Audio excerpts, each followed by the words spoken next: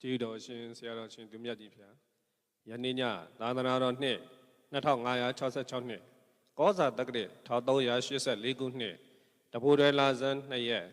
2023ခုနှစ်ဇန်နဝါရီလ22ရက်တနင်္ဂနွေနေ့ညဓမ္မဒါနကုသိုလ်ရှင်များဖြစ်ကြသောအမေရိကန်နိုင်ငံနေဒေါ်ခိုင်စင်စိန်ဤ50နှစ်ပြည့်ရွှေရတုမွေးနေ့ကုသိုလ်ရန်ကုန်မြို့နေကွယ်လွန်သူခင်ပွန်း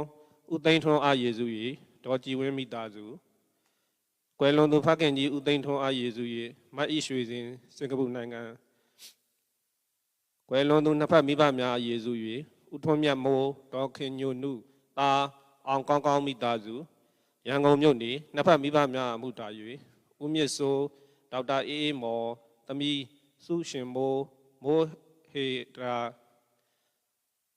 နှစ်ဖက်ဘိုးဘွားမိဘများယေစု၍ဒေါက်တာစင်မာစိုးဦးစောစောအောင်ဒေါ်ချိုရီစိုးဒေါ်ထထစိုးဒေါ်ထထိုက်စိုးမြေအိန္ဒိယချိုမိသားစုဖခင်ကြီးဦးတောင်းရှိန်ဖေဖော်ဝါရီလတွင်ကြာရောက်မည့်63နှစ်ပြည့်မွေးနေ့ကုသိုလ်အဖြစ်ဦးတောင်းရှိန်ဒေါ်စန်းစန်းမိသားစုဒေါ်ခင်တီမအုံမညွန်မသိသိလင်းမခင်စန္ဒာစိုးထွတ်မကြည်လင်းတန့်မမြတ်စန္ဒီအောင်မသိတူတူဟန်မိသားစုရန်ကုန်မြို့နေကွယ်လွန်သူမိဘနှမအားယေစု၍ကျန်ရသူသားသမီးယေစုမှစူပေါင်းဆင်ရင်ကျင်းပပြုလုပ်အပ်သောအွန်လိုင်းဓမ္မသဘင်နှင့်ဆက်လျင်၍ကျေးဇူးတော်ရှင်ပါမောက္ခချုပ်ဆရာတော်ဘုရားကြီးမှတရားဒေသနာတော်များဟောကြားချီးမြှင့်ပေးသနာတော်မူပါယံဖျားပြည့်တော်ခြေတော်စောဥခတ်၍ရိုသေစွာလျှောက်ထားအပ်ပါသည်ဖျား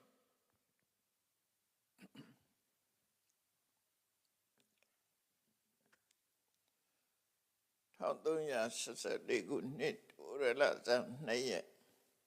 2023ခုနှစ်ဇန်နဝါရီလ22ရက်တနင်္ဂနွေနေ့၌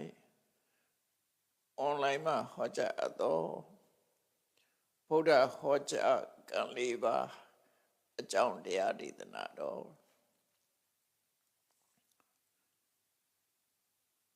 မြတ်စွာဘုရားဟာကမ္မဝါဒီကရိယာဝါဒီဖယားမှန်သမျှကံတရားနဲ့ပတ်သက်ပြီးဟောပြောတယ်ကံတရားရှိတယ်လို့ဟောပြောတယ်ကံတရားဆိုတာပြုလုပ်လို့ဖြစ်တယ်ဆိုတာလေမြတ်စွာဘုရားဟောတယ်ကမ္မဝါဒီကရိယာဝါဒီကံအကြောင်းကိုဟောပြောလေးရှိတယ်အဲ့တော့လောကမှာကံကိုညှင်းပယ်တဲ့ဝါဒတွေအားရှိသေးတယ်ကံကိုညှင်းပယ်ခြင်းကံ၏အကျိုးကိုညှင်းပယ်ခြင်းအကြောင်းမှန်သမျှကိုညှင်းပယ်ခြင်း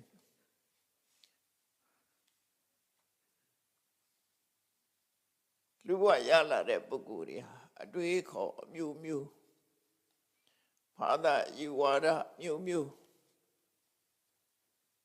ရှုံချမှုအမျိုးမျိုးနဲ့ဘဝခရီးကိုဖြတ်သန်းနေကြတာဖြစ်တယ်ထူးဆန်းတဲ့အတွေးခေါ်တွေနဲ့မိမိတို့ယုံကြည်ရကိုပြုလုပ်လို့ရှိတာလူတွေရဲ့သဘာဝပဲဖြစ်တယ်ဘာသာတရားဆိုပြီးတော့လိုက်နာကျင့်သုံးမှုကအမှန်မှမျိုးစုံတယ်မကြားဘူးတဲ့အရာတွေလည်းပဲလောကမှာရှိအောင်ပါပဲယုံကြည်ခြင်းနဲ့ပြုလုပ်နေကြတာမိမိတို့ယုံကြည်ခြင်းနဲ့ပြုလုပ်နေတဲ့အရာခတ်သိမ်းဟာကောင်းကျိုးဆိုးကျိုးနှမျိုးတွေနဲ့ကောင်းကျိုးကိုရနိုင်သလားဆိုအများကကောင်းကျိုးချမ်းသာကိုရဖို့မတမခဲရင်လှုပ်ဆောင်မှုတွေအမျိုးမျိုးရှိတယ်ပေါ့နော်လူတွေရဲ့ယဉ်ထဲမှာရှိတဲ့ကိရိတာအညစ်အကြေးတွေကိုစင်ကြယ်ဖို့အတွက်အတွေးခေါ်မျိုးမျိုးနဲ့ခန္ဓာကိုယ်ရေချိုးတန်းစင်မဲ့ဆိုရင်အဲ့ဒီမကောင်းတဲ့အကုသိုလ်တွေကတန်ရှင်းသွားစေနိုင်တယ်လွတ်မြောက်နိုင်တယ်လို့ယုံကြည်ပြီးတော့အေးပြီဆိုတဲ့ဆောင်းရသည်ကြီးမှာဒီနေ့3ချိန်ရေချိုးတဲ့ပုဂ္ဂိုလ်လည်းရှိတယ်ဒါသူရဲ့ယုံကြည်ချက်ကညမှာဖြစ်တဲ့အကုသိုလ်တွေကိုမနေ့ကျတော့ရေထဲမှာမျောပစ်တယ်ဆိုတဲ့အယူဆနဲ့ဥဒကတုတ်တိရှည်နဲ့တန်းစင်ဆေးကြောခြင်းအပြင်သူတဏ္ဍမှာရှိတဲ့အကုသိုလ်တွေညစ်ကြေးတွေပျောက်ကင်းတယ်လို့ယုံကြည်တဲ့လည်းလှုပ်ဆောင်ကြ နေ့ခေတ်ထီအောင်အဲ့ဒီယုံကြည်မှုတွေဘာသာတွေရှိနေသေးတယ်ဥရကသုတ်တိကဘာသာလို့ပြောလို့ရတယ်ရှင်နဲ့တန်းစင်စိတ်ချောတဲ့ဘာသာအဲ့လိုမျိုးလို့ပဲအချင်းမျိုးဆိုလူတွေဟာတီထွင်ပြီးတော့ယုံကြည်ခြင်းနဲ့လိုက်နာကျင့်သုံးနေကြတာဖြစ်တယ်ထို့သောလှုပ်ဆောင်ခြင်းဟာဘာကြောင့်လဲလို့အဖြေထုတ်မယ်ဆိုလို့ရှိရင်တော့လူတွေရဲ့တဏ္ဍမှာရှိတဲ့တကယ်အညစ်အကြေးဆိုတာဘာလဲထိုအညစ်အကြေးကိုတန့်ရှင်းအောင်ဘယ်လိုလုပ်ရမလဲဘယ်အရာတွေကတန့်ရှင်းနိုင်တယ်လဲဆိုတာတွေအမှန်မသိလို့ဖြစ်နေတာပဲဖြစ်တယ်တော့ကမှအမှန်မသိတဲ့အခါမှာအမှန်မသိဘူးဆိုတာအမှားသိနေတယ်အမှားသိနေတဲ့အတိုင်းလိုက်နာကျင့်သုံးတော့ဘာသာတရားအမျိုးစုံကိုယုံကြည်ရလိုက်နာပြီးတော့နေကြတယ်ကောင်းကျိုးချမ်းသာဖြစ်ထွန်းဖို့ဆိုတာအမှန်တမ်းခဲရင်တယ်လို့ဆိုရမှာဖြစ်တယ်ပေါ့ဘာသာဝါဒအယူဆတွေကလည်းအလွန်များတယ်မြတ်စွာဘုရားလက်ထက်ကတည်းကကုသကံဆိုတာမရှိဘူးအကုသကံဆိုတာမရှိဘူးမရှိုံနဲ့မဟုတ်ဘူးကုသအကုသဆိုတာလုံးလို့ကိုမရဘူးမရှိလို့လုံးတယ်လို့ထင်မိမဲ့လို့လုံးလို့မရဘူးဆိုပြီးတော့ကံတရားကိုညှင်းပယ်တဲ့ဝါဒလည်းရှိခဲ့ဘူးအကြောင်းတရားမှန်သမျှကောင်းစားခြင်းအပြစ်ဖြစ်ခြင်းလူတယောက်ဟာကောင်းကျိုးဆိုးကျိုးရခြင်းမှာဘာအကြောင်းတရားမှမရှိဘူးသူဖြစ်ခြင်းလို့ဖြစ်တာလို့ဒီလိုယူဝါဒယူတဲ့ပုဂ္ဂိုလ်လည်းရှိတယ်ဘယ်ရပဲဖြစ်ဖြစ်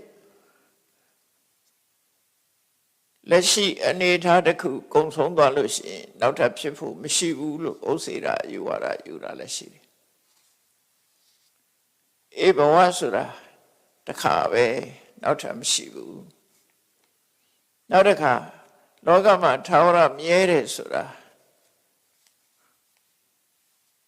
ခုနှစ်မျိုးပဲရှိတယ်ကျန်တာတွေကဘယ်ရမှမမြဲဘူးတချို့မြဲတချို့မမြဲဆိုတဲ့ဧကိစ္စတတ္တဝါဒထာဝရနဲ့ထာဝရမဟုတ်တဲ့အရာလောကမှာထာဝရရှိတယ်ဆိုတာဘာတော့ပထဝီပထဝီအာဘောတိဇောဝါယောဆိုတဲ့ဓာတ်ကြီးလေးပါးထာဝရရှိတယ်ဒုက္ခဒုက္ခဆိုတဲ့ချမ်းသာဆင်းရဲဆိုတာလေထာဝရရှိတယ်စီဝဆိုတဲ့အသက်ဟာလည်းထာဝရရှိတယ်အဲ့ဒီခုနှစ်ခုကလွဲရင်ကျန်တာတွေကတစ်ခုမှထာဝရမဟုတ်ဘူးလို့ဒီလိုယူဆတဲ့ယူဝါဒလည်းရှိတယ်အဲ့တော့လောကမှာအယူဆတွေအမှန်တမ်းများတယ်ပေါ့အမှန်တမ်းများလို့မာရွေးနဲ့ချင်းစစ်တွေကိုကျင့်ပြီးဒုက္ခရောက်ကြဖះလောင်းသည်ပဲနဲ့ဘာသာယူဝါဒတွေနဲ့ပတ်သက်ပြီးတော့6နှစ်ပတ်လုံးလွဲမှားစွာလမ်းကြောင်းကိုလိုက်ခဲ့သေးတယ်6နှစ်တောင်ကြာအောင်ကျင့်ခဲ့တာဖြစ်တယ်အဲ့ဒါလွဲမှားပြီးတော့ကျင့်တဲ့အကျင့်ဒုက္ခရစရိယာလို့ခေါ်တယ်ခက်ခဲပင်မနဲ့အကျင့်ကိုကျင့်မှကိုလိုချင်တဲ့ပန်းနိုင်ကိုရောက်မယ်ဆိုတဲ့ရွှေကျင့်နဲ့ကျင့်သုံးခဲ့တာသို့တော့ဆင်းရဲဒုက္ခကြုံရခြင်းဒုက္ခသာလည်းဖတ်တင်ပြီးတော့ရက်လက်ကောင်းထွက်မလာဘူးအဲ့လိုလောကမှာဘာနဲ့ဥပမာတူတော့ဆိုရင်ကုန်းပေါ်မှာရွက်တိုက်နေတာနဲ့အလားတရတူတယ်သဲတွေကိုစုံထဲထည့်ပြီးတော့စီထွက်အောင်ကြိတ်နေတာနဲ့တူတယ်ပေါ့အကျိုးရက်လက်တစ်ခုမှမရှိတဲ့ဆောင်ရွက်မှုမျိုးအဲ့မျိုးတွေဖြစ်သို့တော့အသိဉာဏ်မလုံလောက်တဲ့အတွက်ကြောင့်မှားရွံ့တဲ့အကျင့်ကိုအမှန်ထင်ပြီးတော့ကျင့်နေကြတာအဲ့ဒါနဲ့ပတ်သက်ပြီးတော့လူတွေလှုပ်ဆောင်နေတဲ့ကံတရားတွေမြတ်စွာဘုရားရှင်လည်းဟောကြားထားတယ်အဲ့ဒီတုတ်တန်လေးကိုဒီကနေ့နာယူမှတ်သားကြည့်အောင်လွယ်မှားစွာကျင့်နေတဲ့ပုဂ္ဂိုလ်2ယောက်ကိုဟောတဲ့ဘုရားဟောကြားကံ4ပါးကံ4မျိုးခွဲပြီးတော့ဟောကြားထားတာလေးမှတ်သား သုတ်နာမည်ကကုက္ကုရဝတ္တိကသုတ်လို့ခေါ်တယ်မဇ္ဈိမနိကေမှာပါတဲ့ကုက္ကုရဝတ္တိကကုက္ကုရဆိုခွေးဝတ္တဆိုတာသူ့ရဲ့အကျင့်သီလကိုလိုက်နာကျင့်သုံးခြင်းဝတ္တဆိုတာအဲ့ဒီဝတ္တခွေးရဲ့အကျင့်ကိုလိုက်နာတဲ့ပုဂ္ဂိုလ်ကိုကုက္ကုရဝတ္တိကလို့အဲ့တော့တိရစ္ဆာန်ကောင်ရဲ့အကျင့်ကိုတန်ဖိုးထားနေတဲ့သဘောဖြစ်တယ်ပေါ့နော်အဲ့ဒါနဲ့ပတ်သက်ပြီးတော့ပုဂ္ဂိုလ်နှစ်ဦးမြတ်စွာဘုရားကကောလိယတိုင်းဟလိဒ္ဓဝတ္တနဆိုတဲ့ဏိဂုံးရွာကြီးမှာသတင်းသုံးနေတယ်ကောလိယတိုင်းကဟလိဒ္ဓဝတ္တနဆိုတာ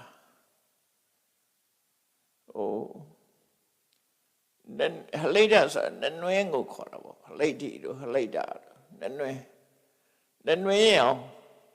ဆိုးထားတဲ့အဝတ်ကိုဟလိဒ္ဓဝတ္တနနွင်းအောင်ဆိုးထားတဲ့အဝတ်အဲ့ဒါနဲ့အကြောင်းပြုပြီးတော့အဲ့ဒီဏိဂုံးရွာကြီးတီထောင်တဲ့အချိန်တုန်းက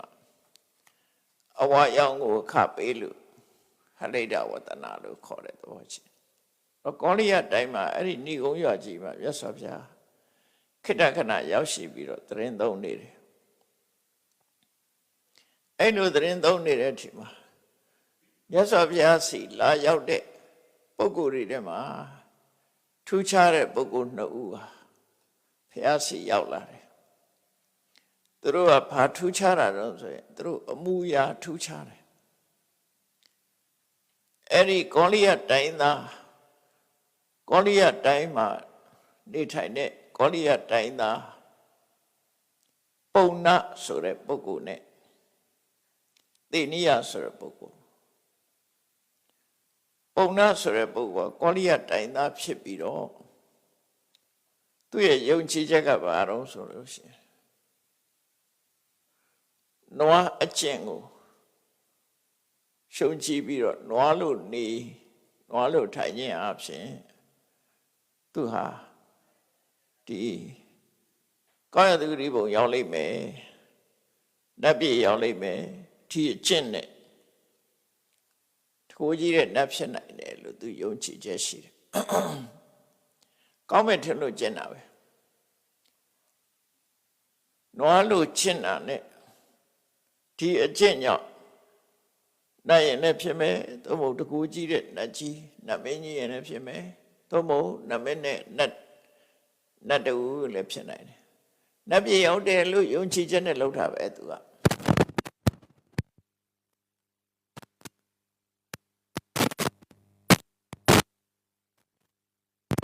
ုံကြည်မှုကတော့တော်တော်ထူးဆန်းတဲ့အကျင့်တစ်ခုပဲเนาะသူနဲ့မိတ်ဆွေတယောက်ကတော့အစေလကဘာသာဝင်အဝမို့တဲ့ခိုင်ပေါ့ဝလိစလက်နေတဲ့ခိုင်ဒီကနေ့ခေတ်မှာလည်းအဲ့ဒါတွေရှိတယ်နိကက်တွေနော်အဝမို့တဲ့လူတွေရှိတယ်သူကအဲ့ဒီလိုပဲအဝမို့တဲ့ပုဂ္ဂိုလ်သူနာမည်ကတော့သေနိယလို့ခေါ်တယ်သူတို့ကမိတ်ဆွေနှစ်ဦးအကျင့်ကြတော့ဘာကျင့်တော့ဆိုရင်ခွေးအကျင့်ကိုစောင့်တည်ထားတာတသလုံးခွေးလို့နေမယ်ခွေးလို့စားမယ်ခွေးလို့သွားမယ်ခွေးလို့အိပ်မယ်ခွေးအမှုရာတွေအားလုံးကိုသူကလက်ခံကျင့်သုံးတယ်သူရွေးချက်ကလည်းပဲခွေးလို့ကျင့်လို့ပြည့်ပြည့်စုံစုံကျင့်နိုင်လို့ရှိရင်တကိုးကြီးတဲ့နတ်ကြီးဖြစ်နိုင်တယ်လို့အဲ့လိုလွဲမှားစွာယုံကြည်မှုတွေနဲ့သူတို့ဟာကျင့်တာနှစ်ပေါင်းများစွာကျင့်လာတယ်မြတ်စွာဘုရားစီသူတို့တန်ငယ်ချင်းနှစ်ဦးဘုရားစီရောက်လာကြတယ်ရောက်လာတဲ့အခါမှာဒီနွားကျင့်တဲ့ပုံနာကမြတ်စွာဘုရားကိုတယုတ်တသိရှိခိုးပြီးတနေရာမှာထိုင်နေတယ်သူကတော့လူလိုနေတဲ့သဘောရှိတယ်အဲ့ဒီချိန်ဘုရားကိုရှိခိုးတယ်ရှိခိုးပြီးတော့တနေရာမှာထိုင်တယ် သို့တော့ဝလစ်စလစ်နေတဲ့ခွေးလိုကျင့်တဲ့သေနိယကတော့သို့မြတ်စွာဘုရားစီရောက်လာတဲ့အခါမှာရှင်ကြီးကြီးမြတ်စွာဘုရားကိုနှုတ်ဆက်စကားပြောတယ်အဲ့ဒီချိန်ဒီမှတော့သူကခွေးလိုတော့မဟုတ်တော့ခွေးကစကားမှမပြောတတ်တာနော်အဲ့ဒီကြတော့ခွေးကျင့်ခဏထားပြီးတော့လူလိုနှုတ်ဆက်စကားပြောတယ်ပြောပြီးတဲ့အခါမှာစကားပြောပြီးတဲ့အခါမှာသူ့အမှုရာပြောင်းသွားတယ်လူလိုမနေတော့ဘူးဘုရားရှိခိုးခွေးလိုဝတ်နော်ခွေးပုံစံခွေးအမှုရာမျိုးနဲ့ရသော်ဘုရားရှိခိုးဒီလေးဘက်သွင်းပြီးတော့ဘုရားရှိခိုးဝတ်နေခွေးဝတ်တယ်လို့ဝတ်နေအဲ့ဒီမှာ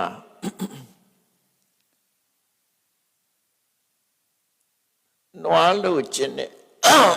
ပုံနာကမြတ်စွာဘုရားကိုလျှောက်တယ်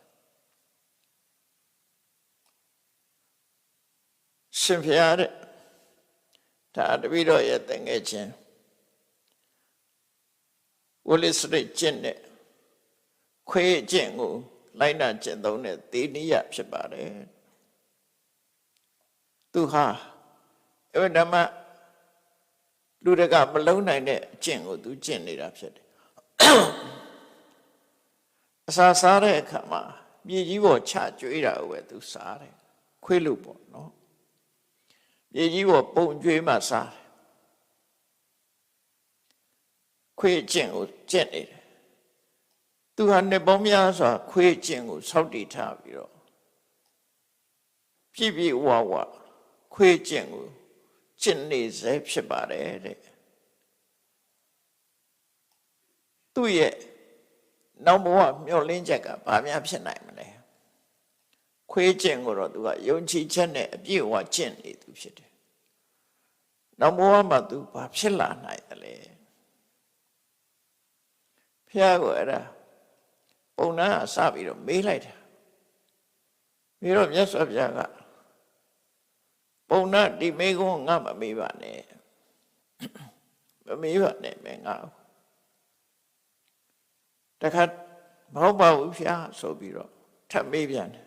မြတ်စွာဘုရားဒုတိယအကြိမ်နဲ့မင်းငါမမေးပါနဲ့ဒီမေးခွန်းကိုမမေးပါနဲ့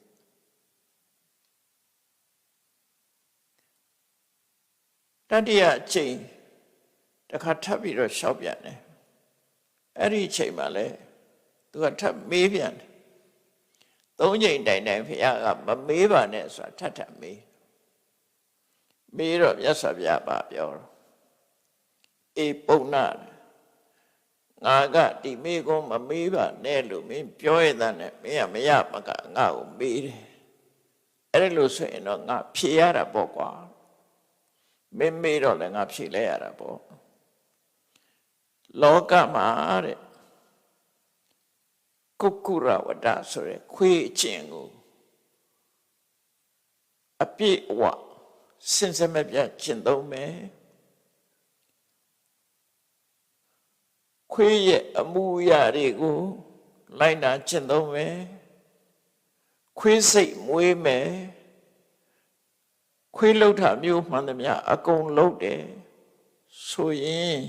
နော်အဲ့ဒီကုက္ကုတဝတ္တိပတ္တဆိုရယ်ခွေးကျင့်တဲ့ပုဂ္ဂိုလ်ပြည့်ပြည့်စုံစုံသူအကယ်၍ကျင့်သွားလို့ရှိရင်တော့သေတဲ့အခါမှာခွေးဖြစ်မှာပဲသေရင်တော့ခွေးဖြစ်ဖို့ပဲရှိတယ်ခွေးပဲဖြစ်မယ်အကယ်၍သူစိတ်ထဲမှာခွေးလိုချစ်တာဟာနောက်ဘဝမှာတကိုးကြီးတဲ့နတ်မင်းတော်၎င်းနတ်သားတူတော်၎င်းဖြစ်မှာပဲနတ်ပြည်ရောက်မှာပဲလို့ဒီလိုယုံကြည်ချက်အမြင်ရှိတယ်ဆိုရင်အဲ့ဒါမှားနေတယ်အဲ့ဒီအမြင်မှားတဲ့အမြင်ဖြစ်တယ်မှားတဲ့အမြင်ရှိသူအတွက်လာယဂတိဟာနှမျိုးပဲရှိတယ်ငရဲနဲ့တိရစ္ဆာန်ရွှေချက်မှားပြီးတော့လုံးနေတဲ့အလုပ်တွေမှန်သမျှငရဲကြရင်လည်းကြမယ်တိရစ္ဆာန်ဖြစ်ခြင်းလည်းဖြစ်မယ်အဲ့ဒါ မစ္ဆဒိဋ္ဌိဆိုတာမာရွေးနဲ့အမြင်တစ်ခုနဲ့လုံနေတာအဲ့လုံနေတဲ့အလုပ်တွေဟာတမန်အပြင်ဘာမှပြည့်မရှိဘူးလို့ထင်ကောင်းထင်နေမယ်သို့တော့မာရွေးမှုအခြေခံထားလို့ရှိရင်တော့ငရဲဘုံရောက်ချင်တဲ့ရောက်သွားမယ်မရောက်ရင်တော့ပြိတ္တဟုတ်တိရစ္ဆာန်ဖြစ်မယ်တိရစ္ဆာန်ဘဝဆိုတာအညမညခါရိကဒုဗ္ဗလခါရိကအချင်းချင်းပြန်လာစားနေတဲ့ဘဝဆိုအဲ့ဒါမှကာကွယ်မှုကင်းမဲ့နေတဲ့ဘဝတစ်ခုလူတွေကလည်းနှိမ့်ဆက်တယ်အချင်းချင်းလည်းနှိမ့်ဆက်တယ်တိရစ္ဆာန်ဆိုတာလည်းမျိုးပေါင်းကအမှန်တမ်းများတယ်အဲ့ဒါကိုဒီမိစ္ဆာဒိဋ္ဌိမှားရတဲ့အမြင်ရှိနေပြီဆိုလို့ရှိရင်တော့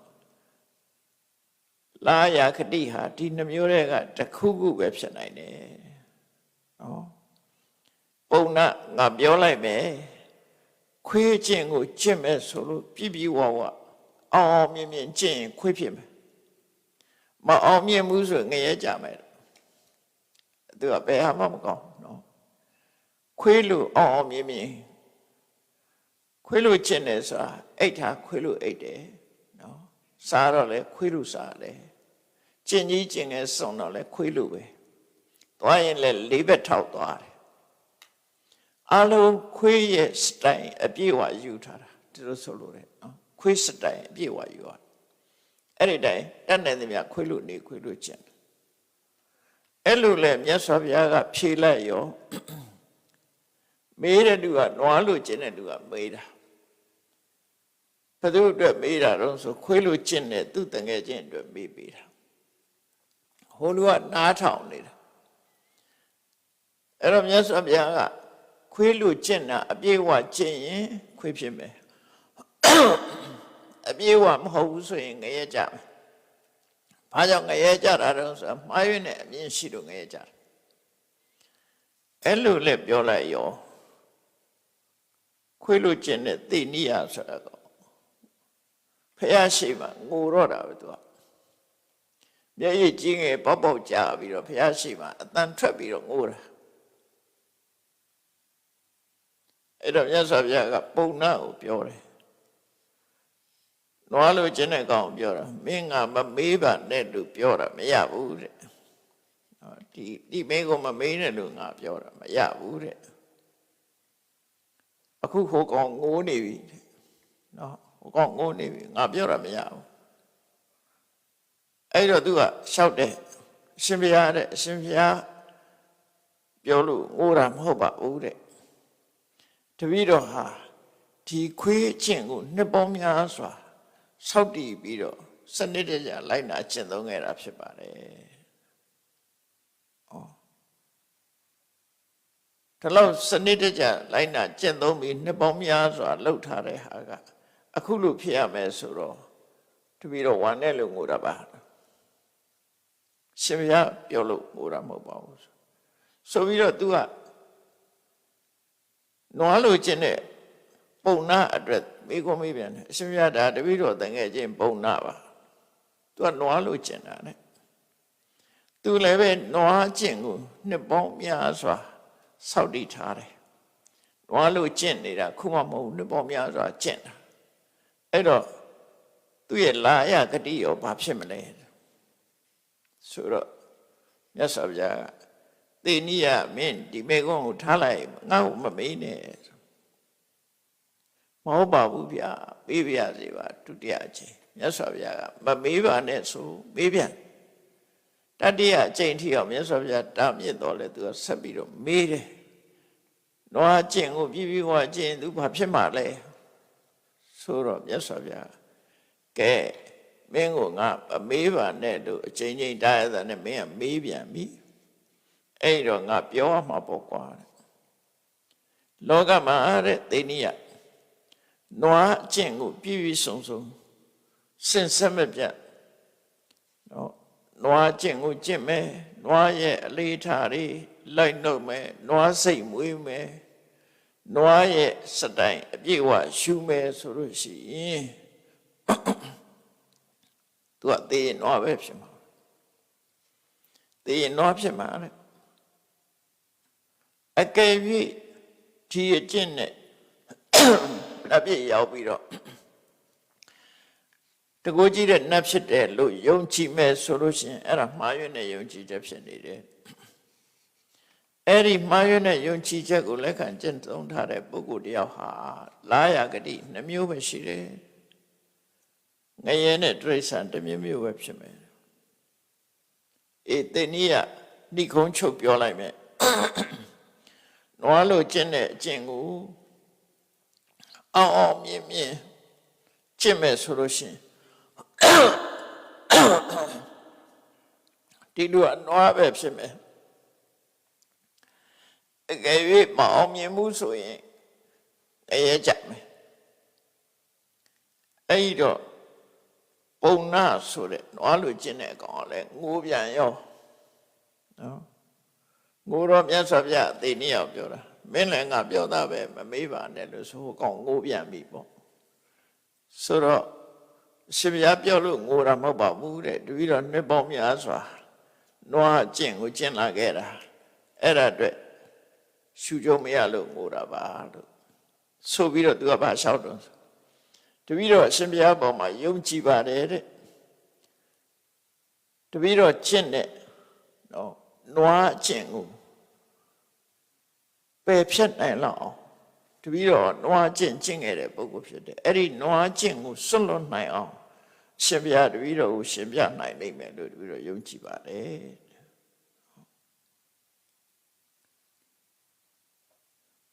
တပည့်တော်ရဲ့တန်ငယ်ချင်းသေနိယဆိုတဲ့ပုဂ္ဂိုလ်လဲ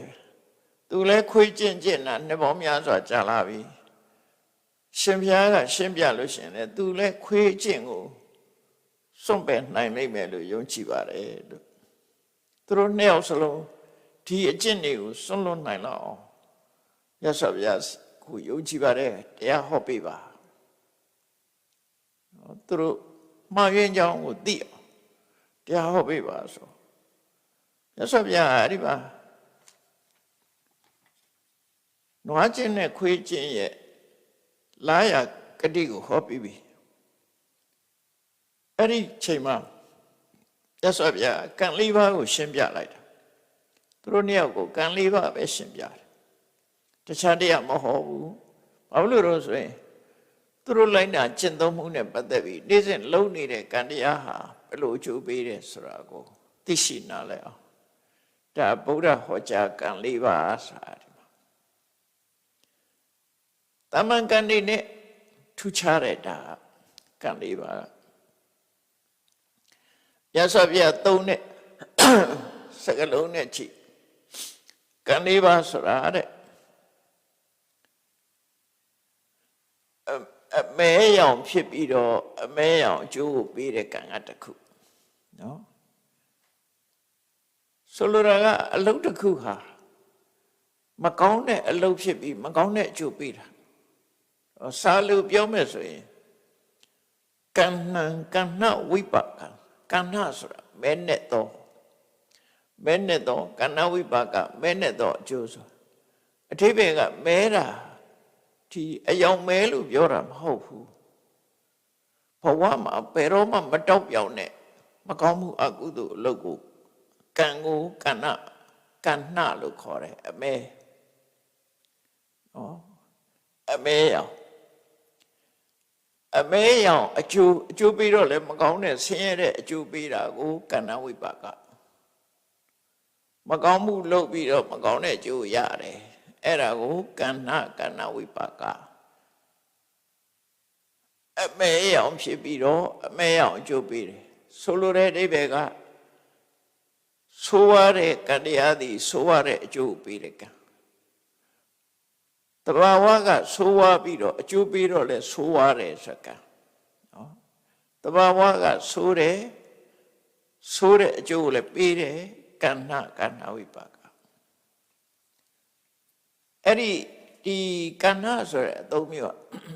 ဥပမာဆိုတော့ခုခေတ်သုံးတာရှိတယ်လူတယောက်ကို playlist စရင်ထဲမှာအဆိုးစရင်နဲ့ထည့်လိုက်တာခုခေတ်လူတွေကအမဲစရင်လို့ဘာသာပြန်နေကြတယ်မဲစရင်ပြောတာမဟုတ်ဘူး blacklist ဆိုတာကြီးဘာလို့တိုက်ရိုက်ကြည့်ပါသားပြန်ပြီးသုံးတယ်လည်းမသိဘူးတကယ်ကတော့ blacklist ဆိုတာအမဲစင်းလို့ပြောတာမဟုတ်ဘူးနာမည်ပြက်စရင်မကောင်းတဲ့စရင်မကောင်းတဲ့စရင်နဲ့ပါတယ်ပေါ့ဆိုးရတဲ့စရင်အဲ့လိုဆိုလို့တယ်ဒီမှာလည်းပဲကဏ္ဍဝိပါကဆိုတာတဘာဝကလည်းဒီအလုပ်ဟာဆိုးရတဲ့အကျိုးပေးတယ် blacklist ဆိုတာအဲ့ဒါမျိုးပြောတာပဲမကောင်းတဲ့စရင်နာမည်ပြက်စရင်လို့ဆိုလို့တယ်ပေါ့နော်နာမည်ပြက်တဲ့စရင်အဲ့တော့မြတ်စွာဘုရားလည်းအဲ့လိုသုံးတာရှိတယ်ကဏ္ဍဝိပါကဒါနံပါတ်1နံပါတ်2ကျတော့သုတ်ကဝိပါကစကလုံးအရာပြောမယ်ဆိုသုတ်ကဆိုတာဖြူစင်တာသုတ်ကဝိပါကဖြူစင်သောအကျိုးကာလကိုပြောတာမဟုတ်ဘူးလှုပ်တဲ့ကံတရားဟာကောင်းပြီးတော့အကျိုးကလည်းကောင်းတဲ့အကျိုးပေးတယ်ကံတရားကတဘာဝလည်းကောင်းတဲ့အကျိုးလည်းပေးတယ်လို့ဆိုလို့တယ်နောက်တတိယမျိုးစားပါတော့ဆိုရင်ကဏ္ဍသုတ်ကဝိပါကံအဖြူမဲဆိုတဲ့အသုံးကိုသုံးထားတာအဲ့တော့ကောင်းတာမကောင်းတာကံတရားကလည်းတဘာဝအပြင်ကောင်းတာမကောင်းတာနှစ်ခုရောနေတယ်အကျိုးပေးတော့လည်းအကောင်းမကောင်းနှစ်ခုရောပြီးတော့အကျိုးပေးတဲ့ကံဒါတတိယမျိုးစားနောက်တစ်ခါနံပါတ်4ကျတော့အကဏ္ဍအသုတ်ကံအကဏ္ဍအသုတ်ကဝိပါကံကမေခယယတောင်းတတိအဲ့တော့ဒီကံကျတော့အမဲမကောင်းတာလည်းမဟုတ်ဘူးကောင်းတာလည်းမဟုတ်ဘူးသွားစကလုံးတိုင်ပြောရဆိုရင်ဖြူလည်းမဟုတ်ဘူးအမဲလည်းမဟုတ်ဘူးဖြူလည်းမဟုတ်ဘူးမဲတဲ့အကျိုးဖြူတဲ့အကျိုးလည်းပေးတာမဟုတ်ဆိုလိုတာကတဘာဝအဖြစ်အကောင်းလို့လည်းမဆိုနိုင်ဘူးအဆိုးလို့လည်းမဆိုနိုင်ဘူးအကျိုးပေးတာကလည်းပဲအကောင်းလည်းမဟုတ်အဆိုးလည်းမဟုတ်တဲ့အကျိုးပေးပြီးတော့ကံအားလုံးကိုဖယ်ရှားပြနိုင်တဲ့ကံတရားတဲ့အဲ့တော့ဒီလိုကံလေးမျိုးကိုမြတ်စွာဘုရားဟောတာတော့ရှင်းပြောရမယ်ဆိုလို့ရှိရင်ခါတိုင်းပြောနေကြအတိုင်းပြောမယ်ဆိုရင်ကုသိုလ်ကံအကုသိုလ်ကံနော်ကုသိုလ်အကုသိုလ်နှစ်ခုရောနေတဲ့ကံကံဆိုတာစေရနာပေါ့ကုသိုလ်စေရနာဖြစ်တဲ့အကုသိုလ်စေရနာဖြစ်တော့မဟုတ်လုံးရက်ဒီနေရာမှာတော့စေရနာကိုဆိုလို့တယ်နော်ကုသိုလ်စေရနာသည်အကုသိုလ်စေရနာသည်ဆိုကြိုးပေးတယ်အဲ့ဒါကိုကဏ္ဍဝိပါကကုသိုလ်စေရနာသည်ကောင်းကျိုးပေးတယ်သုတ်ကဝိပါကကုသိုလ်လုံးလိုက်အကုသိုလ်လုံးလိုက်ဆိုရင်ဒီနှစ်ခုရောနေလို့ရှင်ကုသိုလ်နဲ့အကုသိုလ်ရောထွေးနေတယ်ကုသိုလ်လုံးအကုသိုလ်တစ်ဖက်ကကုသိုလ်လုံးတယ်တစ်ဖက်ကအကုသိုလ်လုံးတယ်ဆိုပါစို့တစ်ဖက်ကတရဝရီတတ်တယ်မုတ်ဆိုးလုံးတယ်ဆိုပါစို့သားကောင်နေတတ်တယ်တတ်ပြီးတစ်ဖက်ကနေပြီးတော့အဲ့ဒီတတ်တာတဲ့အသားနဲ့ဆွန်းလှူတယ်ဆွန်းကတ်တယ်ဆွန်းလောင်းတယ်ကောင်းတာရောမကောင်းတာရောလုပ်နေတဲ့သဘောပေါ့နော်အဲ့ဒါလို့ကုသိုလ်လည်းလုပ်တယ်အကုသိုလ်လည်းလုပ်တယ်အကျိုးပေးတော့လဲကုသိုလ်ကလည်းအကျိုးပေးမယ်အကုသိုလ်လည်းအကျိုးပေးမယ်အဲ့ဒါကိုအကဏ္ဍအသုတ်ကဏ္ဍသုတ်ကဝိပါကလို့ပြောတာအဖြူမဲရောနေတယ်နောက်တတိယစရုထအမျိုးအစားကြတော့အမဲလည်းမဟုတ်ဘူးဖြူလည်းမဟုတ်ဘူးဆိုတာကုသိုလ်လည်းမဟုတ်ဘူးအကုသိုလ်လည်းမဟုတ်ဘူးဘာကြောင့်မဟုတ်ကုသိုလ်အကုသိုလ်မဟုတ်ဘူးဆိုတာကံဟုတ်ပါအောင်မလားလဲဆိုတော့ကံတော့ကံပဲကုသိုလ်လည်းမဟုတ်ဘူးအကုသိုလ်လည်းမဟုတ်ဘူးဒါပေမဲ့ကံအဲ့ဒီကံသည်ကောင်းကျိုးလည်းမပေးဘူးဆိုးကျိုးလည်းမပေးဘူးကံတွေကိုဖျက်သိမ်းပစ်တယ်ဒီလိုကံတရား၄မျိုးဟောတာအဲ့တော့ရှင်းပြောလိုက်လို့ရှိရင်ပထမကအကုသိုလ်ကံဒုတိယကုသိုလ်ကံ တတိယကုသိုလ်ဥဒ္ဒရောနေတဲ့ကံစတုထကြတော့မက်စိတ်နဲ့ရှင်တဲ့စေရနာမက်ကုသိုလ်ကံကိုပြောတာမက်ကုသိုလ်ကံသည်ကံတရားတွေကိုအလုံးဖြတ်သိမ့်ပြတယ်။ဘာကြောင့်ကံကိုဖြတ်သိမ့်တာတော့ဆိုကိလေသာကိုဖြတ်လိုက်တာကိလေသာကိုပယ်လိုက်သည့်အတွက်ကြောင့်ကံတရားတွေအကျိုးမပေးတော့အဲ့တော့ကံတရားကိုလည်းဖြတ်သိမ့်ပြတယ်ပေါ့ကမ္မခယကံကိုကုံသွားစေတယ်အကျိုးပေးတာမဟုတ်တော့မက်ကုသိုလ်ကဒါကြောင့်မလို့မက်ကုသိုလ်ဆိုတာတိဘဝပဲအကျိုးပေးတယ်နောက်ပရိသေဆိုတာမရှိဘူးဒါကြောင့်မို့အကျိုးမပေးဘူးလို့ပြောတာနော်ဘဝကိုဖြတ်သိမ့်ပြလိုက်တယ်ဖြတ်သိမ့်ပြလိုက်တော့သူကအဆိုးလည်းမဟုတ်ဘူးကောင်းလည်းမဟုတ်ဘူးသို့တော့ဘဝဆိုတာမရှိတော့ကံတရားဆိုတာမရှိတော့ဘူးလို့အဲ့လိုမြတ်စွာဘုရားဒီမှာ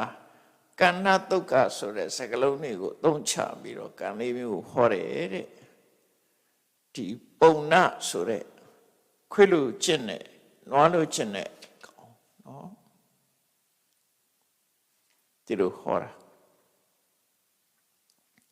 နွားလိုကျင့်တဲ့ကောင်ခေါင်းတက်ပြီးတော့ဟောတာပေါ့လေသူတို့နှစ်ယောက်ကိုဟောလိုက်တာခွေးလိုကျင့်တဲ့ကောင်နဲ့နွားလိုကျင့်တဲ့ကောင်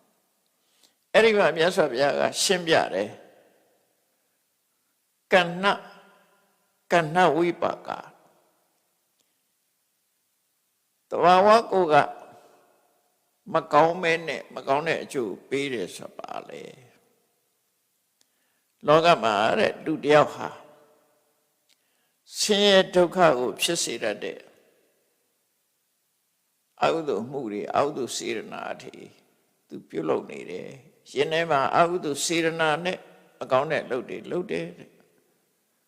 ဆင်းရဲဒုက္ခကိုဖြစ်စေနိုင်တဲ့အပြောမျိုးတွေကိုပြောတယ်ဆင်းရဲဒုက္ခကိုဖြစ်စေနိုင်တဲ့စိတ်ကူးစိတ်တန်းတွေကိုစိတ်ကူးတယ်အဲ့ဒီပုဂ္ဂိုလ်ဟာဆင်းရဲစေတဲ့ကာယကံဝစီကံမနောခံတွေကိုဖြစ်စေသောကြောင့်အဲ့ဒီကံရဲ့အစွမ်းကြောင့်သူဟာဆင်းရဲတဲ့ဘဝကိုရောက်ရတယ်ဆင်းရဲတဲ့ပုံဘဝရောက်ပြီးတော့ဆင်းရဲတဲ့အတွေ့အကြုံတွေကိုသူတွေ့ကြုံရလိမ့်မယ်ဆင်းရဲတဲ့အတွေ့အကြုံတွေနဲ့တွေ့ကြုံရသည့်အတွက်ကြောင့်ဆင်းရဲတဲ့စိတ်ခံစားချက်တွေလုံးဝ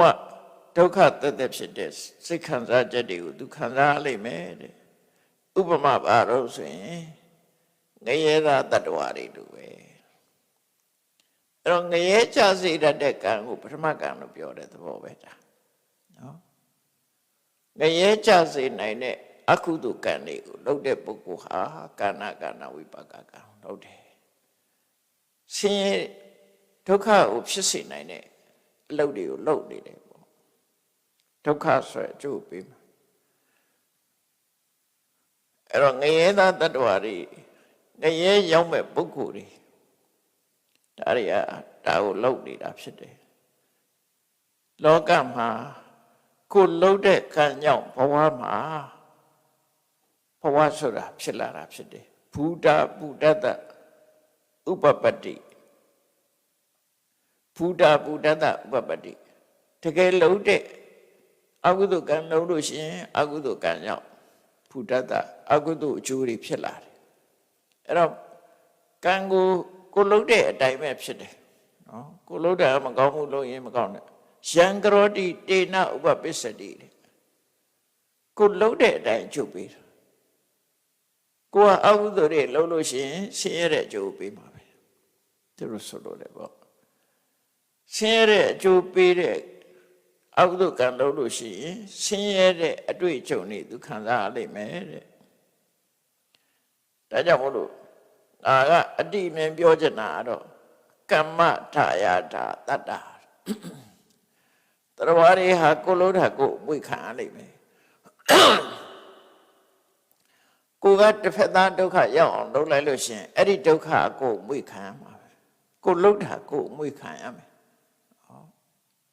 ကိုလို့တဲ့လူရက်ကိုပဲကိုရတယ်ကမ္မထာယတာကောင်းတာလုပ်ရင်ကောင်းတဲ့အမွေဆိုးတာလုပ်ရင်ဆိုးတဲ့အမွေဒါမှမဟုတ်တရားဆိုတာကမ္မထာယတာကံရဲ့အမွေကိုခံယူကြရတာဖြစ်တယ်အယုဆိုးကြည်တဏ္ဍာလဲကံရဲ့အမွေခံတာချ ချောမောလှပတာလည်းကံရဲ့အမွေခံချမ်းသာကြွယ်ဝတာလည်းကံရဲ့အမွေပဲဆင်းရဲမွဲတေတာလည်းကံရဲ့ပညာနဲတာလည်းကံရဲ့အမွေပဲပညာထက်မြက်တာလည်းကံရဲ့အသက်တိုးတာလည်းကံရဲ့အမွေပဲအသက်ရှည်တာလည်းကံရဲ့အမွေပဲကိုလှုပ်တာကိုရတယ်လို့ပြောတာဒါဗုဒ္ဓရဲ့ကမ္မဝါဒကိုလှုပ်တာကိုရတယ်ဒါပထမကံကိုရှင်းပြဒုတိယကံကြတော့ဆန့်ကျင်မဲ့ပဲဒုက္ခဝိပါကအဖြူရောင်အကျိုးဆိုတာ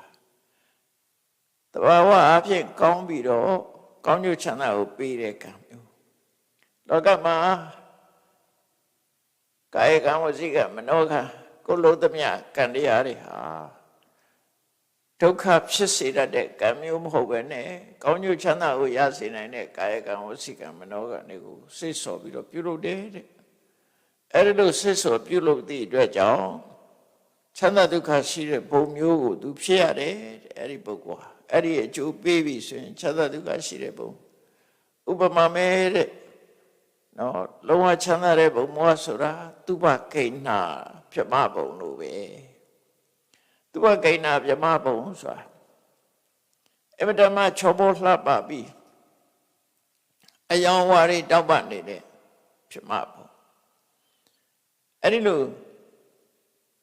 ဆိုလိုတာကဒါသူပကိဏဘုံဆိုတော့သမထကျင့်စဉ်ကျင့်ပြီးတော့ဆံရောက်အားထုတ်တယ်ဒုတိယဆံတတိယဆံအဲ့ဒီအားထုတ်တဲ့ဆံကုသိုလ်တွေကိုရည်ညွှန်းပြီးတော့မြတ်စွာဘုရားပြောတာအဲ့ဒါကြတော့ကုသိုလ်တက်တက်ပဲအာဟုသောမပါဘူးတဲ့အဲ့တော့အဲ့ဒီဘုံဘဝမှာသူ့ရဲ့အတွေ့အကြုံတွေကကောင်းတာတွေကြီးပဲတွေ့ကြုံမယ်နော်သူ့လောက်တာဘုဒ္ဓဘုဒ္ဓတ္တဥပပတ္တိကိုလို့တဲ့ကံကြောင့်ကိုလို့တဲ့စစ်မှန်တဲ့အကျိုးတရားရတယ်ယံကရောတိဒေနဥပပစ္စတိကိုလို့ထားကြောင့်ကိုရတာကိုဖြစ်တာပဲတဲ့ဒါကြောင့်မို့ကမ္မထာရတတ္တာကောင်းမွေဆိုးမွေဒီနေရာမှာကောင်းမွေတွေကိုသူခံရမယ်လို့မြတ်စွာဘုရားရှင်းပြတယ်နောက်တတိယမျိုးစားနဲ့ပတ်သက်ပြီးတော့လောကအချို့ပုဂ္ဂိုလ်တွေဟာကုသိုလ်လုံးလိုက်အကုသိုလ်လုံးလိုက်ကာယကံမြောက်ကုသိုလ်တွေလည်းလုပ်တယ်အကုသိုလ်လည်းလုပ်တယ်ရောထွေးပြီးတော့စကားပြောရင်လည်းကောင်းတဲ့စကားပြောလိုက်မကောင်းတဲ့စကားပြောလိုက်စိတ်ထဲကစိတ်ကူးရင်လည်းပဲမကောင်းတဲ့စိတ်ကူးတွေစိတ်ကူးလိုက်ကောင်းတဲ့စိတ်ကူးတွေဆိုတယ်ကောင်းတာမကောင်းတာနှစ်ခုရောထွေးပြီးတော့လုံနေတဲ့ပုဂ္ဂိုလ်တရားတဲ့အဲ့ဒီလိုလုံနေရင်အဲ့ဒီပုဂ္ဂိုလ်ဒီဒုက္ခဒုက္ခရောထွေးနေတဲ့လောကမှာဖြစ်ပါလိမ့်မယ်ဖြစ်ရမယ်အဲ့ကျရင်ဒုက္ခဒုက္ခအတွေ့အကြုံနှမျိုးစလုံးတွေ့ကြုံလိမ့်မယ်ဒုက္ခနဲ့လည်းတွေ့မယ်ဒုက္ခနဲ့လည်းတွေ့မယ်ဒုက္ခနဲ့တွေ့ရင်စိတ်ခံစားချက်တွေကလည်းဒုက္ခဆိုတာဖြစ်မယ်ဒုက္ခဆိုတာလည်းတွေ့ကြုံဝေါကိဏဒုက္ခချမ်းသာဆင်းရဲရောထွေးနေတာအဲ့ဒီပုဂ္ဂိုလ်မျိုးဖြစ်တယ်ဥပမာဘသူတွေနဲ့တူတော့လူသားတွေလူပြေကလူတွေဟာချမ်းသာကြီးမရနိုင်ဘူးနော်ဒုက္ခတလဲဒုက္ခတလဲကိုလုခဲ့တဲ့ကံကချမ်းသာဒုက္ခနဲ့ဆင်းရဲဒုက္ခရောထွေးနေတာဒါကြောင့်လူဘဝရောက်လာရင်နေကောင်းတဲ့အခါရှိတယ်နေမကောင်းတဲ့အခါရှိတယ်ဒုက္ခရောက်တဲ့အခါရှိတယ်ပျော်ရွှင်ရတဲ့အခါရှိတယ်နော်အဲ့လိုချမ်းသာဆင်းရဲအမျိုးစုံကြုံတွေ့နေရတယ်လူဘဝမှာမြတ်စွာဘုရားတော့မလွတ်ဘူးလူဘဝမှာအေးစစ်စစ်မရှိဘူးနော်မကောင်းတာနဲ့လည်းတွေ့တာပဲကောင်းတာနဲ့လည်းတွေ့တာမျိုးစုံတွေ့တယ်ရှမ်းသူနဲ့လည်းတွေ့တယ်မိတ်ဆွေနဲ့လည်းတွေ့တယ်ပြောစရာကောင်းတဲ့အခါရှိသလိုစိတ်ညစ်စရာကောင်းတဲ့အခါလည်းရှိအဲ့ဒါပါတော့ကိုလှုပ်ခဲ့တာကိုကကောင်းတာရောမကောင်းတာရောထွေးပြီးတော့လှုပ်ခဲ့တာတဲ့ပြီးတော့တချို့နတ်တွေကလည်းတကယ်ချမ်းသာမဟုတ်ခုနသူဘကိဏဆိုတဲ့ပြမကြတော့လုံးဝစိတ်ညစ်တာမရှိဘူးသူတို့ကြတော့နတ်တွေကြတော့လည်းပဲစိတ်ညစ်ရသေးတယ်ဟာလေန နတ်ကြတော့စိတ်ညစ်လို့တည်တဲ့နတ်ရှိတယ်အဲ့ဒါမနောပရောတိကနတ်လို့ခေါ်တယ်စိတ်ဆိုးပြီးတော့တည်တဲ့နတ်ရှိတယ်ခိတ္တပရောတိကနတ်ဆိုတာအပျော်ကျူးပြီးတော့တည်တဲ့နတ်ရှိတယ်နတ်ကလည်း jealousy များတယ်နတ်တို့ကသူ့ရဲ့အချမ်းရံနေနဲ့ယထာစီးပြီးဥယျာဉ်ထွက်လာလို့ရှိရင်အဲ့ဒါကိုမြင်တဲ့တခြားနတ်ကဒီကောင်ကကြွဆောင်နေဆိုပြီးတော့မနာလို့ဖြစ်လာမနာလို့ဖြစ်တာအဲ့ဒီရှေ့သွားတဲ့နတ်ကိုနောက်ကလိုက်တဲ့နတ်ကမနာလို့ဖြစ်တော့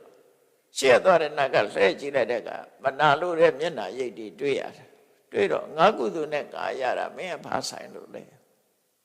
ငါ့ကိုဘာလို့မနာလို့ဖြစ်ရလဲသူကလည်းပြန်ပြီးတော့စိတ်ဆိုးတယ်သူကစိတ်ဆိုးဟိုကစိတ်ဆိုးပို့ပြီးတော့ဒေါသတွေမထိန်နိုင်တဲ့အခါမှာအဲ့ဒေါသမိလောင်ပြီးနှစ်ယောက်စလုံးသေသွားကြအဲ့ဒါမနောပရောတိကနတ်လို့ခေါ်တယ်စိတ်ဆိုးရနဲ့သေတယ်နတ်ကလူတွေအဲ့လိုသေလို့ရှိရင်တယောက်မှတောင်ရှိမှာမဟုတ်ဘူးနော်စိတ်ဆိုးရနဲ့သေတယ်သူကဘာလို့သေတော့ဆိုတော့သူတို့ရဲ့ခန္ဓာကိုယ်ကအပတမနုညံ့တယ်ဒေါသမိလောင်လိုက်ရင်ဘာနဲ့တူတော့ဆိုရင်မှုတ်ကလေးမိလောင်လိုက်တယ်လို့ဖျောင်းလေးလို့ပြောတာမိပူလိုက်တာနဲ့အေးပြောသွားတာဒီအပူကိုမခံနိုင်ဘူးဒေါသမိပူလူတွေကတော့ပူလူတွေလည်းပူတာပဲလေလူတွေကြတော့လေသေတယ်လူတော့ရှိမှာကိုဟာတက်ဖြစ်ပြီးတော့သေတယ်လူတော့ရှိတာသိပြင်းထန်လာလို့ရှိရင်လူတွေကြည့်ပါလားဒေါသမီးကလောင်းလာလို့ရှိရင်မျက်နှာကြီးကိုရဲလာနှာခမ်းတွေကဆက်တကူလုံးတုံဆက်တွေဖြစ်အတန်တောင်ပြီးအောင်မထွက်နိုင်တော့အဲ့ဒါလူတွေထိကြိုက်တာပဲလေသို့တော့လူရဲ့ခန္ဓာကိုယ်ကယုတ်ကြမ်းသည့်အတွက်ကြောင့်အတော်အသင့်အပူခံနိုင်တယ်ပေါ့မသေးဘူးနတ်ကြတော့အဲ့လိုမရဘူးအသက်ပါသွားရှုခန္ဓာအဲ့ဒါကြောင့်မို့ဒုက္ခဒုက္ခလျှော့ပြီးတော့တချို့နတ်တွေတဲ့နောက်တချို့ဝိနိပါတိကဆိုဝိပါတိကပြိတ္တာတွေတချို့ပြိတ္တာတွေကလည်းပဲဒုက္ခတက်လဲတယ်တချို့ပြိတ္တာတွေဆိုရင်နေခံညဆံညခံနေဆံဆိုရှိတယ်နေခါမှာတော့ဘုံမိမ့်မှနဲ့နေတယ်ညရောက်လာတဲ့အခါကျတော့ငရဲခံညပြန်တယ်အဲ့လိုနေခံညဆံဆိုတာရှိဒုက္ခဒုက္ခရောလုံးလာတယ်အဲ့ဒါကတတိယအမျိုးအစားလို့ဆိုလို့တယ်အဲ့တော့အကဏအတုက္ကဆိုရယ်သုထအမျိုးအစားကြတော့အဖြူလည်းမဟုတ်မဲလည်းမဟုတ်သို့မဟုတ်အကောင်းလည်းမဟုတ်ဆိုးလည်းမဟုတ်ကောင်းကျိုးပေးမှအကောင်းခေါ်တာကောင်းဆိုးလည်းမဟုတ်ကောင်းကျိုးလည်းမပေးဆိုးကျိုးလည်းမပေးကောင်းကျိုးဆိုးကျိုးမရှိပဲနဲ့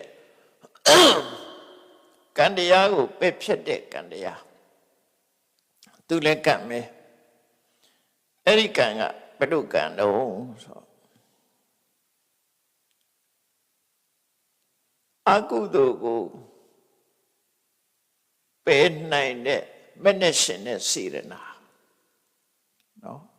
အကုသိုလ်ကိုပယ်နိုင်တဲ့မနဲ့ရှင်တဲ့စေရနာကုသိုလ်ကိုပယ်နိုင်တဲ့မနဲ့ရှင်တဲ့စေရနာအကုသိုလ်ကိုပယ်နိုင်တဲ့မနဲ့ရှင်တဲ့စေရနာအဲ့ဒီစေရနာမျိုးကိုအကဏအတုက္ကဝိပါကအဖြူလည်းမဟုတ်မဲလည်းမဟုတ်ကောင်းလည်းမဟုတ်ဆိုးလည်းမဟုတ်လှုပ်ထားတဲ့ကံတွေကုသိုလ်ကိုလည်းဖယ်တယ်အကုသိုလ်လည်းဖယ်တယ်ကုသိုလ်နဲ့အကုသိုလ်ဆိုတာအကုသိုလ်ကိုဖယ်လိုက်လို့ရှိရင်ကုသိုလ်ဆိုတာလည်းမဖြစ်တော့ဘူးသူကဘာဖြစ်လို့တော့ဆိုလို့ရှိရင်အလင်းနဲ့အမှောင်လိုပဲလေအမှောင်ဖယ်လိုက်ရင်အလင်းရောက်တယ်အလင်းဖယ်လိုက်ရင်အမှောင်ရောက်တယ်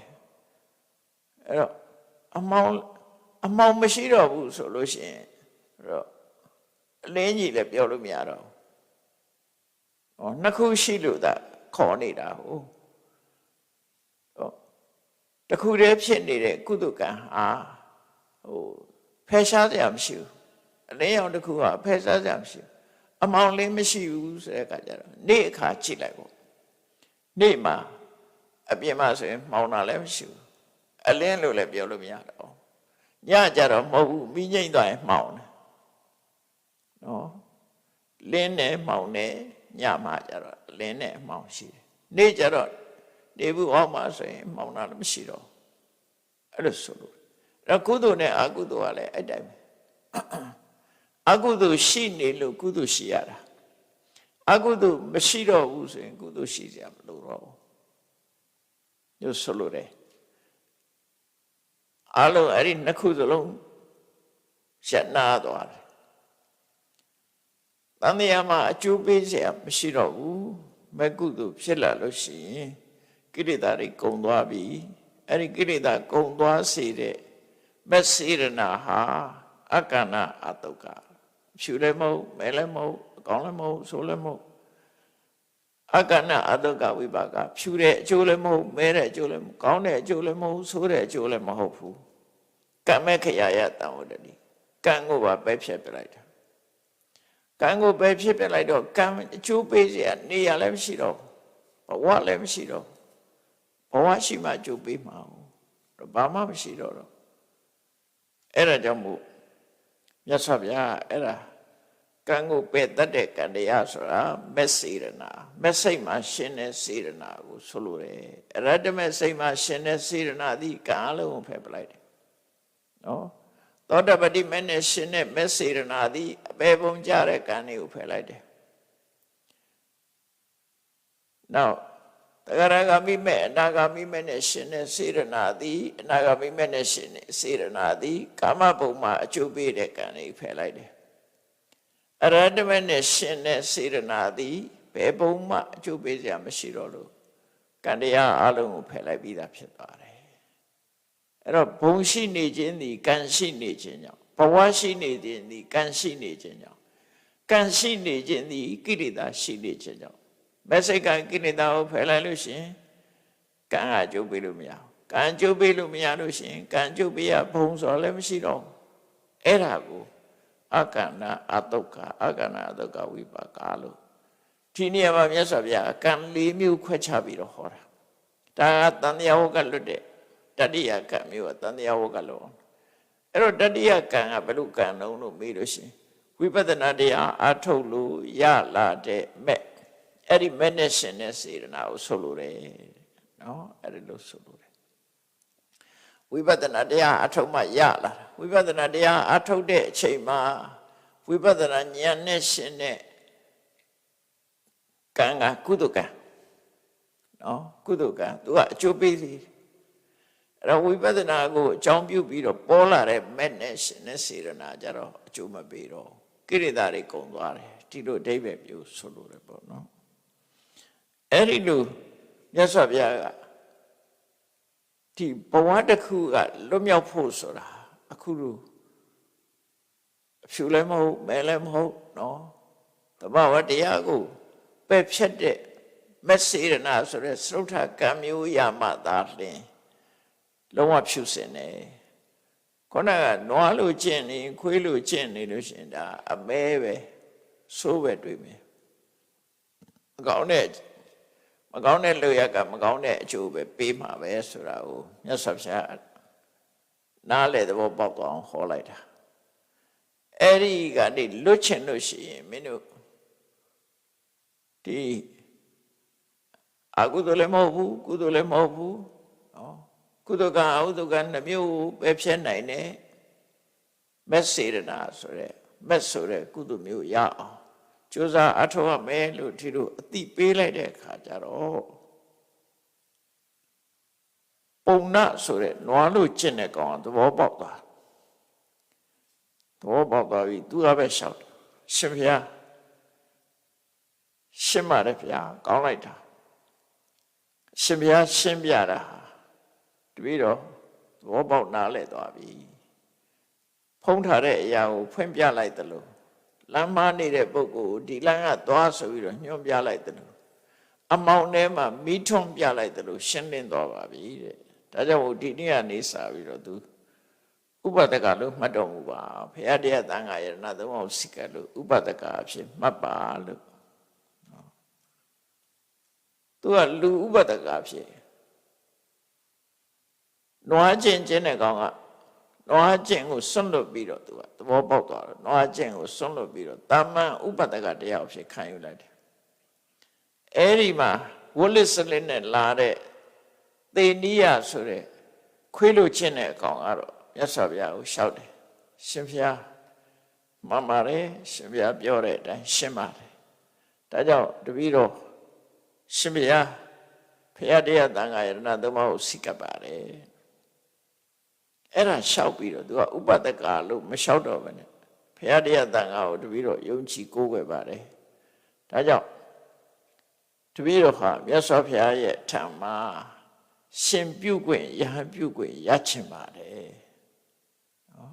ပပိစ္ဆာဆိုတာ initiation ရှေးဥစွာပပိစ္ဆာဆိုရှင်သာမဏေနောက်ပြီးတော့ဥပတံပရတိုးမြင့်ပြီးတော့ကျင့်တဲ့ယဟန်ဘုရားအဲ့ဒါမျိုးကိုရပါရစေပါလို့ဆိုမြတ်စွာဘုရားပြောတော့သေနိယတဲ့မင်းဟာဘာသာခြားမှာအကျင့်နေတဲ့သူလည်းယဟန်တစ်ပါးပဲပေါ့အစိတ်လားဆိုအကျင့်နေတဲ့ပုဂ္ဂိုလ်တူဖြစ်နေအဲ့ဒီလိုဘာသာခြားဖြစ်ပြီးတော့ဘာသာခြားအနေထားနဲ့ဒီသာသနာမှာဝင်ပြီးတော့ယဟန်ခံခြင်းနဲ့ဆိုရင်ချက်ချင်းယဟန်ခံလို့မရဘူးတဲ့4 လမင်းလိုက်တာကျင့်သုံးမှုပြရမယ်4 လကျင့်သုံးရမယ်4 လဆိုင်ငံ့ရမယ်သူ့ကိုစောင့်ကြည့်မယ်4 လကျင့်ခိုင်းမယ်ဒါတွေလုပ်ဆိုပြီးတော့သူ့ကို4 လ training ပေးဦးမယ်နော်4 လ training ပေးပြီးတော့မှ4 လကုန်တဲ့အခါမှာယဟန်တွေကစိတ်တိုင်းကြပြီဆိုတော့မှယဟန်ကပေးမယ်ယဟန်ဖြစ်ဖို့ရစိတ်တိုင်းကြပြီဆိုမှဒါပေမဲ့လို့တဲ့ဒီကိစ္စမှာပုဂ္ဂိုလ်တဦးနဲ့တူအရေးချင်းမတူဘူးဆိုတာတော့ငါနားလဲတယ်တရားသိဥပဒေမဟုတ်ဘူးမြတ်စွာဘုရားဆိုလိုတာကမင်းဟာစိတ်တက်ဘလောက်ထက်သန်တယ်လဲထက်သန်မှုမရှိဘူးလားဆိုတာအဲ့ဒီပုဂ္ဂိုလ်တဦးနဲ့တူမတူတာကိုငါထက်သွင်းပြီးစဉ်းစားတယ်အဲ့တော့စိတ်တက်တာထက်သန်နေတဲ့ပုဂ္ဂိုလ်ကြတော့4 လဆိုင်စရာမလိုဘူးစိတ်တက်မထက်သန်တဲ့ပုဂ္ဂိုလ်4 လဆိုင်ရမယ်သူကစောင့်ကြည့်မယ်အဲ့တော့ဗမာပြည်မှာဒါနဲ့ပတ်သက်ပြီးပြောရမယ်ဆိုရင်တော့ဒီဘာသာကြာနဲ့တော့မဆိုင်ဘူးပေါ့နော်ဗမာပြည်မှာဘုန်းကြီးဝတ်ချင်အခုဝတ်ချင်တဲ့ဆိုအခုဝတ်လို့ရတယ်နော်ဘုန်းကြီးဝတ်တဲ့ပုဂ္ဂိုလ်လူလာပြီးတော့ရှောက်ရင်အခုပဲဒုံလဘရဟန်ခံလို့ရကိုရီးယားတို့ဘာလို့မဟာယာနတွေကြတော့အဲ့လိုဝတ်ချင်တယ်ဝတ်လို့မရဘူးသူတို့နော်ဘုန်းကြီးဝတ်ချင်တယ်ကိုရီးယားဘုန်းကြီးဝတ်တဲ့ဆိုရင်ကိုရင်ဘဝနဲ့4 နှစ် training ယူရတယ်သူ4 နှစ်နော်4 နှစ်ပြည့်ပြီဆိုမှသူ့ကိုယဟန်ခံပေးတာချက်ချင်းယဟန်ခံမပေးဘူးသူတို့မဟာယာနဂိုင်းနေကြတယ်ထေရဝါဒဂိုင်းကတော့လာခဲ့ okay ကောင်းရိပ်ချက်ချင်းဝတ်ပေးလိုက်တယ်ဒါထေရဝါဒဂိုင်းမဟာယာနဂိုင်းကြတော့လာ4 နှစ်သင်တန်းတဲ့4 နှစ်ပြည့်လို့ရှိရင်သူက training ယူတဲ့ထဲမှာဘာတော့ဆိုရင်စိတ်ကံချက်တစ်ခုကဘာတော့ဆိုရင်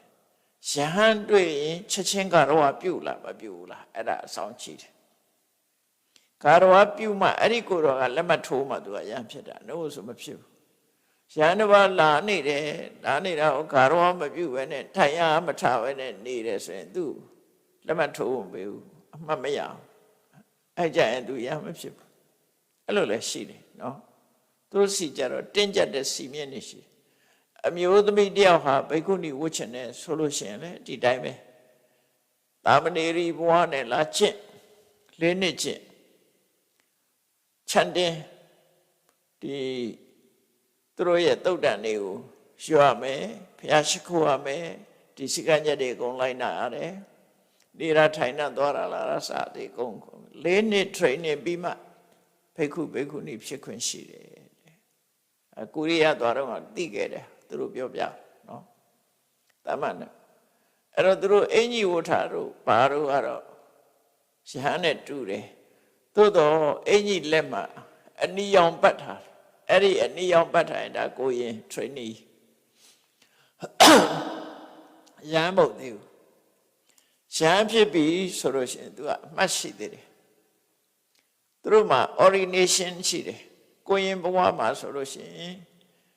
အခုခေတ်တော့ဟိုဖျားမိပူဇော်နဲ့အမွှေးတိုင်နဲ့လောက်တာဖျားမိပူဇော်တဲ့အမွှေးတိုင်နဲ့မိထွန်းတာတဲ့အမွှေးတိုင်နဲ့ခေါင်းကိုအဲ့ဒါထိုးလိုက်တဲ့အခါကျတော့ share ဆိုပြီးတော့အဲ့နာလေး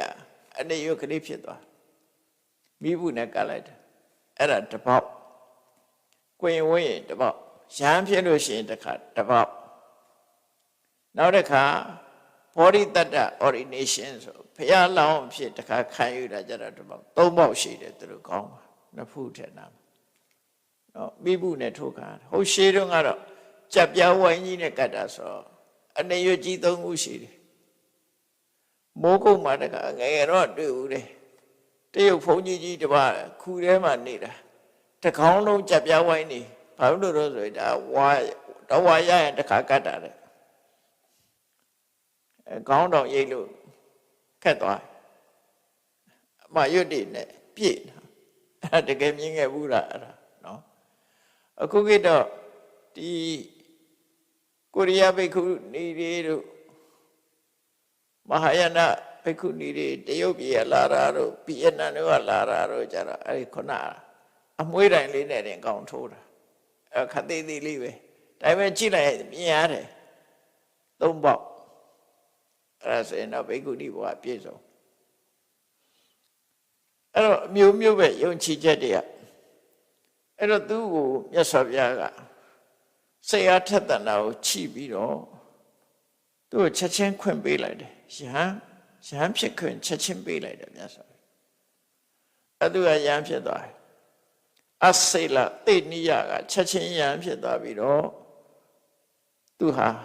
မြတ်စွာဘုရားစီကကမ္မထံသင်ယူပြီးတော့တပါးတဲ့စိတ်ညစ်ရတော့မမေ့မလျော့ချိုးချိုးဆားဆားနဲ့နိဗ္ဗာန်ကိုဥတည်ပြီးတော့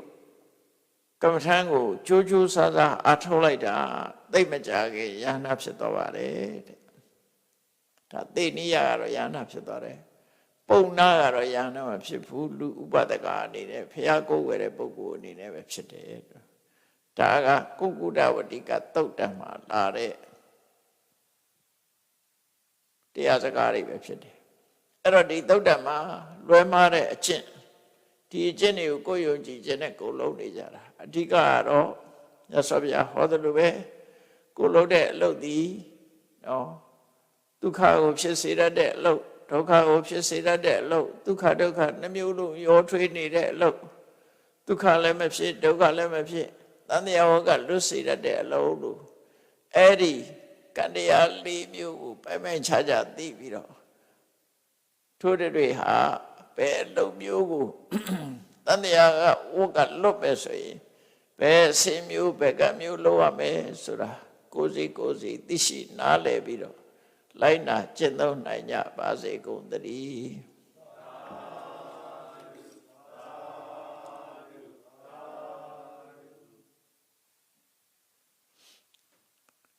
ရှိတဲ့ချာအရှင်ဖေယဖေယတပည့်တော်တို့သည်ဓမ္မအတိညာရရှိမှသာလျှင်နိဗ္ဗာန်ချမ်းသာကိုရမောပြုနိုင်ပါသောကြောင့်ဓမ္မအတိညာရရှိစေရန်ရှိတန်ကြလျက်ဓမ္မသဘင်ဆင်ကျင်ပါပြုလုပ်ကြ၍အမတဒါနာဓမ္မဒါနာတရားအလှတော်ကို